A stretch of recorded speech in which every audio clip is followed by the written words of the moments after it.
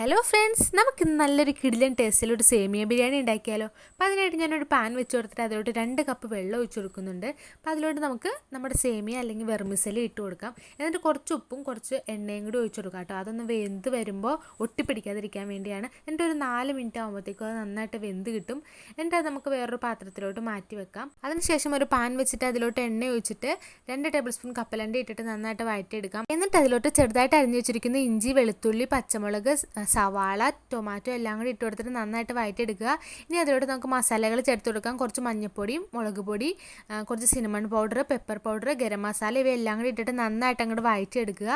എന്നിട്ട് അതിലോട്ട് വേവിച്ച് വെച്ചിരിക്കുന്ന വെർമിസെല്ലിയും കൂടി ഇട്ട് കൊടുത്തിട്ട് നന്നായിട്ട് അങ്ങോട്ട് മിക്സ് ചെയ്തെടുക്കുക. കുറച്ച് കൊറിയാണ്ടർ ലീവ്സും കൂടി ഇട്ടിട്ട് സെർവ് ചെയ്താൽ നല്ല അടിപൊളി വെർമിസെല്ലി ബിരിയാണി റെഡിയാണ്. അപ്പോൾ എല്ലാവരും ട്രൈ ചെയ്ത് നോക്കുക. വീഡിയോ ഇഷ്ടപ്പെട്ടാൽ ലൈക്ക് ചെയ്യാൻ മറക്കല്ലേ. ഇതുപോലത്തെ അടിപൊളി വീഡിയോസിനായിട്ട് നമ്മുടെ ചാനൽ കൂടി ഒന്ന് സബ്സ്ക്രൈബ് ചെയ്തേക്കണം കേട്ടോ.